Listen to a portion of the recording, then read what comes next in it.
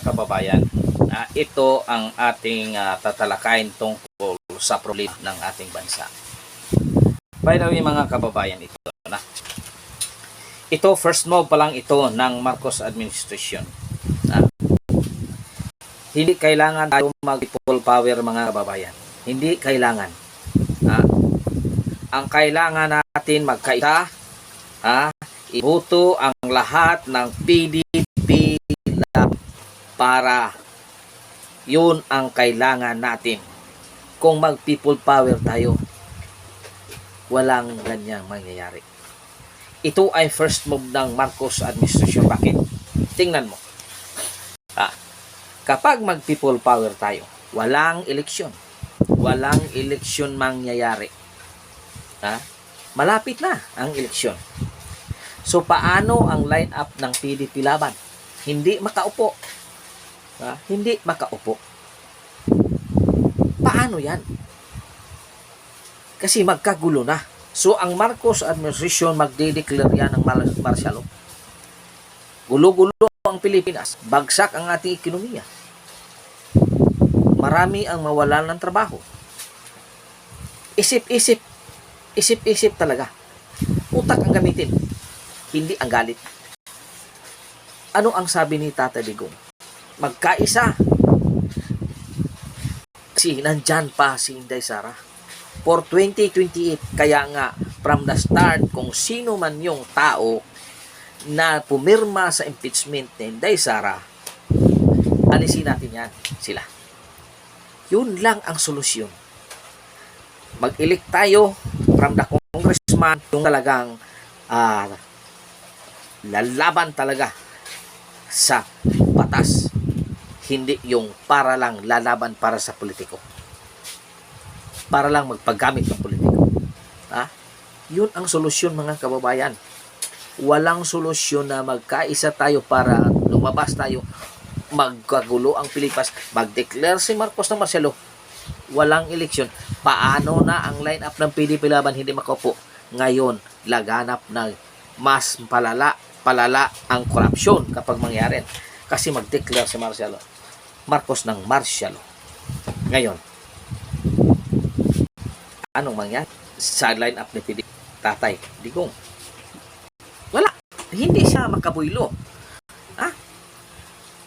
Sa plano natin, para makabuylo tayo, sa plano natin, straight tayo. Yung mga plastic na mga senador na bumabalik pagka senador, wala tayong ikakarga sa kanila. Tingnan mo. Ilang mga senador hindi nagko-comment. Hindi nagsasalita. Alam at alam nila mababasa sila. Tingnan mo how many days, di ba? How many days meron ba senador na nagsasalita? Meron ba? Walang sasalitang senador mga kababayan. Alam at alam nila na sila ay talaga kapag magsasalita sila tungkol sa Tatay Digong, talagang babagsak kanilang ratings. Babagsak at babagsak yan. Kaya tingnan mo sa line-up ng Marcos administration, walang senador nagsasalita, di ba? Walang senador. Kasi bawal sa kanila. Ang hinihintay nila, malapit ng eleksyon. Pagtingin nila, ganon pa rin ang mangyayari sa kailan ratings. Tingnan natin. Yung mga plastic jam, babaliktad yan. Babaliktad yan. Magsasalita na yan para tumaas ang rating lang, para iboto sila na lang ng mga tao.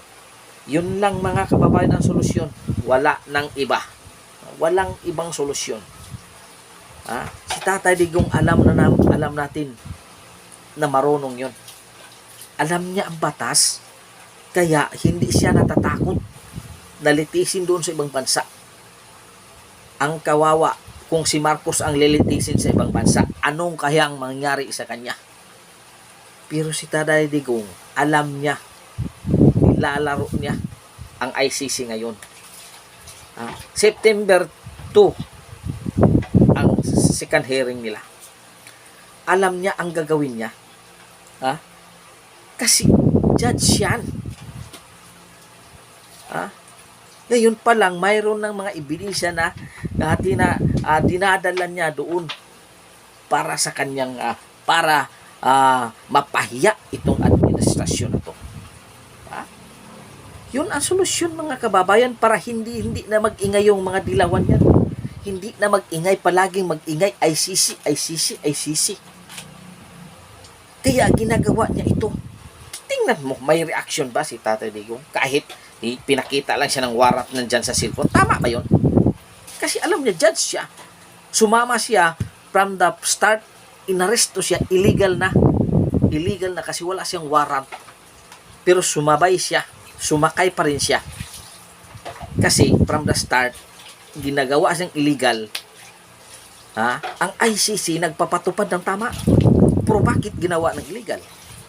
That is violation, mga kababayan. Yun lang ang solusyon natin, mga kababayan. Wala pang patumpik-tumpik dyan. Yung pre-rally natin, okay yun. Pinakita natin sa suporta sa Tatay Digong. Okay na yun. Pero kung mag-people power tayo, walang mangyayari sa atin. Babagsak at babagsak ang ating ekonomiya. Mga kapitalista natin dito, uuwi yan sa kilang bansa. Kasi nagkagulo na ang ating bansa. Isa ang solusyon. Iboto strict. Walang ilalaglag sa PDP Laban. Yun lang. Wala nang ibang ikakarga natin. Yung mga balingbing sa administrasyon na to, huwag ikarga. Balingbing yan sila eh. Tingnan mo. Hindi sila, wala silang salig sa kanilang sarili, mga kababayan. Kasi alam na senador sila. Kitang-kita sa mga tao na sila ay dating senador. Bakit sa administrasyon sila na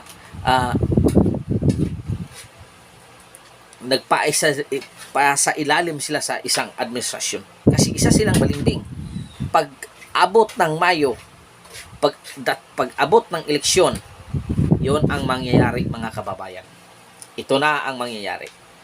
Babaliktad at babaliktad yan. Magpakat ng gilas na yan. Tingnan mo, magsasalita yung mga balingbing na senador niyan.